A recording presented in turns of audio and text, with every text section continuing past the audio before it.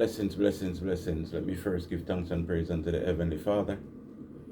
For His guidance and protection, His grace and mercy, wonderful, everlasting love, and to know that without Him nothing is possible, but all things are possible with and through Him. So I will forever and continually give Him praise and ask Him continually to keep me sane away from some of these crazy ass people that's out there, that's trying their best to put you in a situation that you do not want to get into. Welcome to How Can I Help Speak on this channel, and this is Murphy. Now I have a little video clip here I am going to share with you.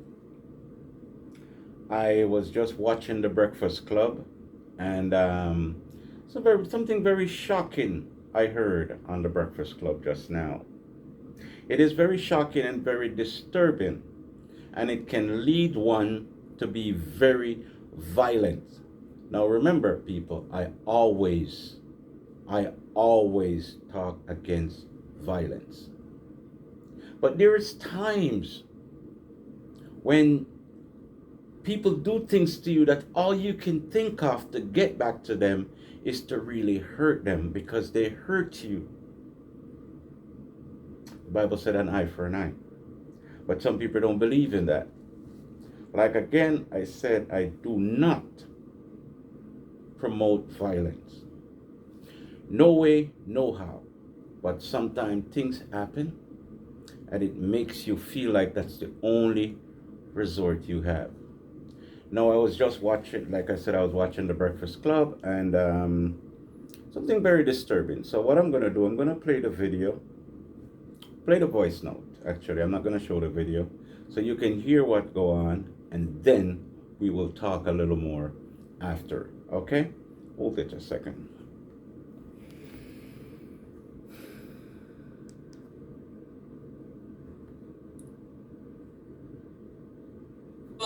Carla Lassiter is an Arkansas school teacher, elementary school teacher, who made a 5-year-old black student unclog a toilet full of feces with his bare hands. All right, so we're asking 800-585-1051. Ladies, what would... Okay, that's all I'm going to play on it.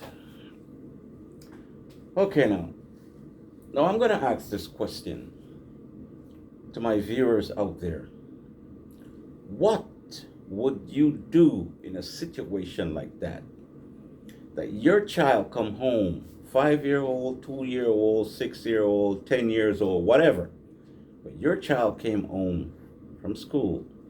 And normally, when kids come home and you ask them anything, how was school today? They try to give you the story, you know, the birds and the bees and whatever. They try to tell you everything. Sometimes they can't even explain, but they're trying. All right? And out of the blue, your child said to you, Mommy or Daddy, you know, teacher, I went to the bathroom today and I used the bathroom and it couldn't flush. And the teacher told me to put my hands in there. No, the teacher made me put my hands in there and take out the poo from out of the toilet bowl. What would you have done in a situation like that? You're a parent, I'm talking to you. You're an aunt, I'm talking to you. You're a father, I'm talking to you. A sister or brother, I'm talking to you. Whether you have a child by birth or you adopt one or there's one in your control or whatever the case may be, what would you do in a situation like that? I mean, I know what I would already do. You understand? Because like I said, I don't flip out for no reason. And you have to really do something drastic for me to flip out. In a situation like that, I'm going to be honest with you, people. In a situation like that, my child tell me that when they come home from school. Now at the time, you don't know if the teachers are still there, but I ought to find my ass back at the school. Remember, I said I don't support violence. I would find my ass back in school And if she's not there, I would be back there tomorrow morning, sitting down outside, waiting for her ass. You let my child put their hands in a toilet bowl and take out poo to unclog a toilet? You would not do that to a white child. And it's sad that we have to keep going back to this thing all the time. But you would not let a white child put their hands in a toilet bowl and take out shit. But you let a black child do it. You let a black child put his hand in the bowl and take out the shit. All you had to do is to call the janitor. Call the janitor, call a plumber, whosoever, to get it clear. You would not let your child put their hands in a toilet bowl and take out shit. You would not do it. But you do it to somebody else's child? You undermine, you degrade, you despise black people so much that you would let a child, somebody's child, put their hands in a toilet bowl to take out shit.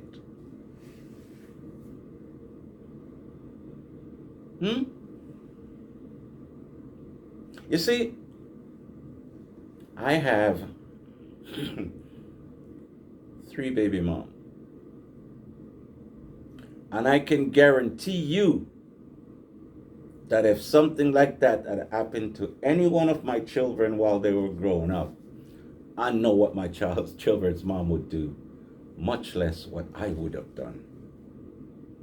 You see, in situations like that, don't talk to me, because there's nothing you can tell me. There is nothing you can tell me that's going to change my thinking. Because every time my child comes around me, put his hands on me or her hands on me, touch my face or whatever, that's the only thing I can think of. That's the only thing I can think of. So do not tell me to calm down. Do not tell me to whatever. No, don't do it. Don't do it. Because I may flip out on you. That is low.